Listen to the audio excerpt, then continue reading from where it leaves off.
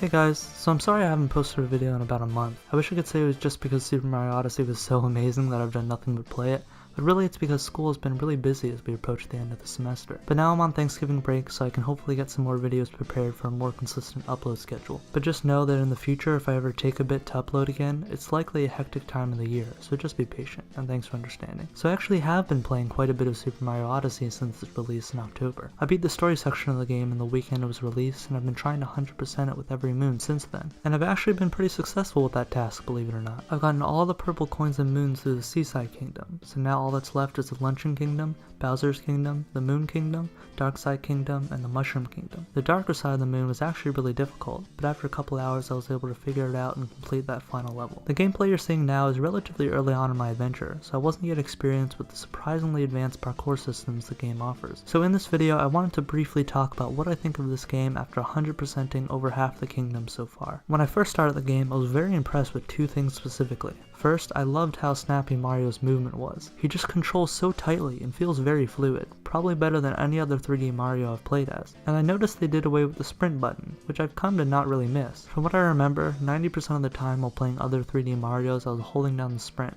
So in this game they smartly decided to replace it with Cappy. The second thing I noticed initially was the use of Joy-Con rumble in the game. I had completely forgotten HD rumble was a thing with the Switch, as I was used to Splatoon 2, which doesn't really utilize the feature. But the first time I started moving in Mario Odyssey, I started noticing how crisp the rumble actually was. Anytime I ground pound or long jump, the controller would give a satisfying and powerful rumble. You can tell Mario Odyssey was truly made for the Switch, as the rumble adds a lot for me. Something I noticed later on in the game was the relatively fast moves Mario has that makes traversal a breeze. The first trick I taught myself was how to throw Cappy in the air and dive onto him. This opened up a bunch of new possibilities for jumping across long areas. Not only is it a ton of fun, but it creates new routes and lets you explore areas you couldn't previously reach. There was this specific moment that I remember as I was learning new parkour options that you could reach significantly higher on a vertical wall if you jump, ground pound, jump again, throw and hold Cappy, ground pound, jump again, bounce off Cappy, wall jump away from the wall, throw Cappy at the wall, and dive onto the platform. It sounds complicated and it is a bit tricky to learn at first, but it's super useful and unbelievably satisfying. So something I've heard a lot of people complain about with this game is the motion controls that are kind of forced upon you. A lot of people don't like the way the motion controls feel and the fact that you can essentially only perform them by shaking your controller. But personally I'm not too bothered by them. I don't own a Pro controller, so I use the significantly lighter Joy-Con grip, which makes it easier to shake and perform moves. I definitely get why people don't like this, but to me it's not that bad and at times kind of fun. Plus, the game is designed to never really require these advanced moves. Really the only Joy-Con move I use is for the occasional possession special move and the ability to throw your hat in a circle to collect coins. But I will say it is much more difficult to do that in handheld mode, so I'm not really sure what Nintendo was thinking there. So I want to give this game another compliment before I get into some things I don't like about it. I really like how they implemented the two-player feature. In my experience, most single-player Nintendo games that offer a two-player experience are pretty underwhelming. Even Super Mario Galaxy had a second-player option that only let them collect and shoot star bits, which was pretty boring. But Super Mario Odyssey takes some bold moves, and the end result is a ton of fun. In two-player, you can turn the Joy-Cons on their sides and have one person play as Mario and the other as Cappy. I've used this feature quite a few times playing with my brothers, and it works so well. Because there's only one stick that you use for movement,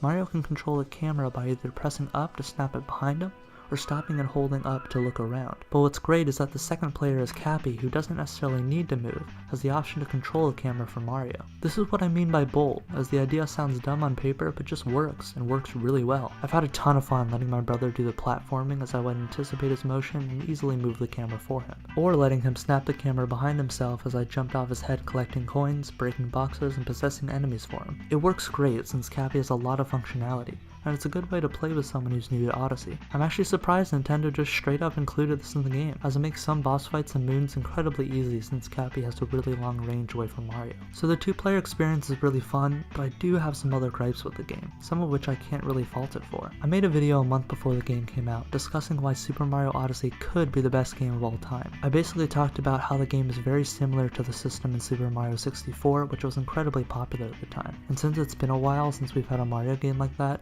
it was likely people would be blown away by a more modern version of it, and in many ways I was right. The game has been critically acclaimed and has a serious chance for Game of the Year, but in that video I also said that I personally wasn't a big fan of the format of 64, so there was a chance Odyssey just might not be for me, and in some ways I was right on that front as well. To be clear, I think Odyssey is a great game, and I would certainly add it to my top 10 Nintendo games list. There's definitely enough new stuff added to where I'm thoroughly entertained and will be playing it for some time to come, but there's just something about the formula of Super Mario Odyssey that's not as satisfying to me as a game like Super Mario Galaxy. The environments they developed for each kingdom are great, and many of the open worlds are really cool, but the fact that the game is about collecting moons makes exploration irrelevant once you've found them all. I feel like once I've found all the moons in a certain part of the map, there's no further reason for me to explore in that area, and I'm concerned that once I 100% the game, I will have no motivation to roam around each kingdom since I'm not progressing in any way. Although most will disagree with me, I would have preferred a Mario Galaxy 3 for the Switch. I honestly prefer the small, more packed level designs of that series, and although Odyssey definitely is fun, there aren't special challenges that I know of once you collect everything, which doesn't seem to be taking me too long. In Galaxy, once you beat all the levels, you can revisit them and try to collect the special coins that are hiding, sometimes with a time limit. I feel like Odyssey simply doesn't have that replay value unless I play the whole game again,